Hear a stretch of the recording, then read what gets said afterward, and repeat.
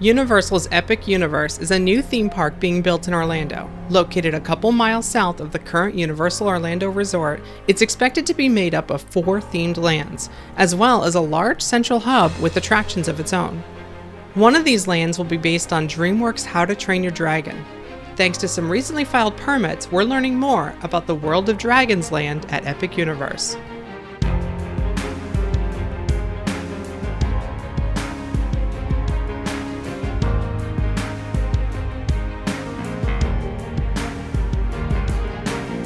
The site plan that was filed along with the permits for Project 903 appears to show the layout for the How to Train Your Dragon land at Universal's Epic Universe.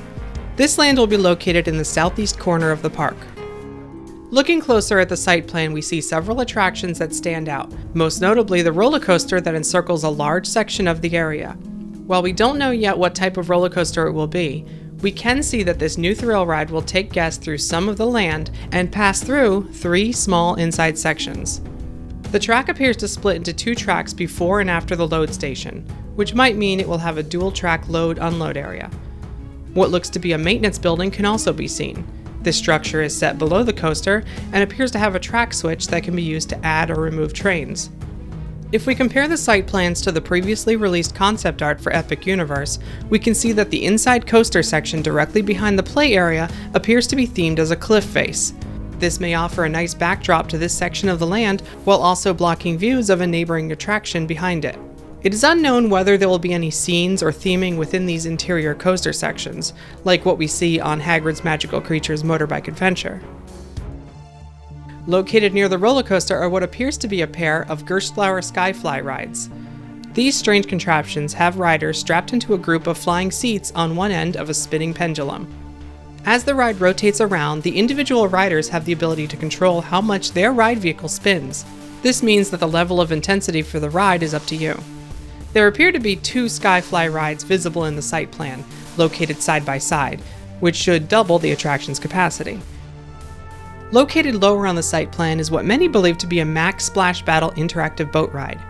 The layout for this boat ride can be seen in the plans, and if this is a splash battle, that would allow riders to use onboard water cannons to spray at various targets throughout the ride. You may even be able to spray other boats as they pass. Viewing area docks can be seen in the concept art, so guests not on the ride might be able to fire water cannons at the boats, and the boat passengers can fire back as well. The largest building in the site plan is located in the southernmost part of the land. This building will be split, with the right half utilized for some type of stage show. It is unknown at this time what type of show it would be, but a live-action show utilizing massive puppets and special effects, similar to the style of the touring How to Train Your Dragon live spectacular show, would fit perfectly in this land. The left half of the large building may be utilized for team member areas, including space required to house large dragon puppets and costumes for both the show and possibly neighboring meet and greets. Characters like Hiccup and Toothless could possibly be meeting in this area near the theater's exit. There appears to be a short queue that leads to a smaller structure with easy backstage access near the theater building. One last large structure can be found in the center of the land. It's not yet known what this structure will house, but rumors for a flying simulator ride at this land have been around for a while. A ride where you can ride on the back of a dragon fits within the world of How to Train Your Dragon. This structure may be too small for a dark ride, but tall enough for a flying theater attraction. Universal did patent technology for a new type of flying theater attraction, lending credibility to the rumor. The patents call for a screen to be located below the riders as well as in front of them. This would simulate what it's like to actually go paragliding, where your view is focused on what is below you as well as in front of you.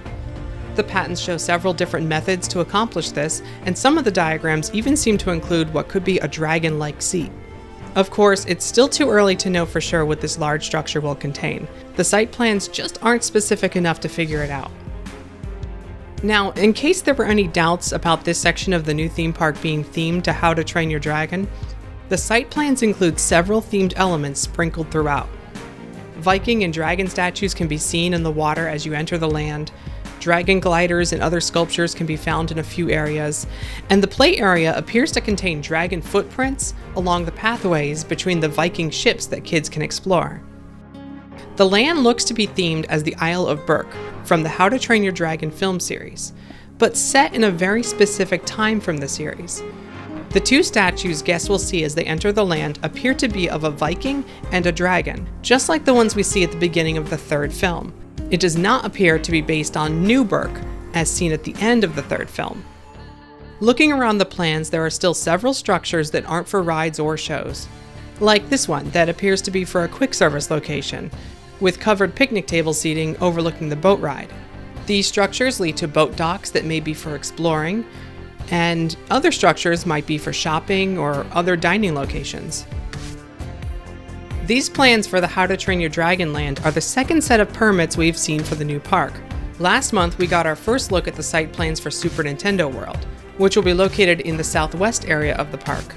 Here is how both lands will look situated within Epic Universe. Hopefully we'll get our first look at the Universal Classic Monsters and Fantastic Beasts areas of the park next, as well as the attractions for the hub, which includes a massive dueling roller coaster. Universal's Epic Universe is expected to open in 2023. Be sure to subscribe to stay up to date with construction progress and new permits as they happen. Leave your thoughts on the new park below and consider joining our Patreon for early rumors and exclusive podcasts. Thanks for watching. See you next time.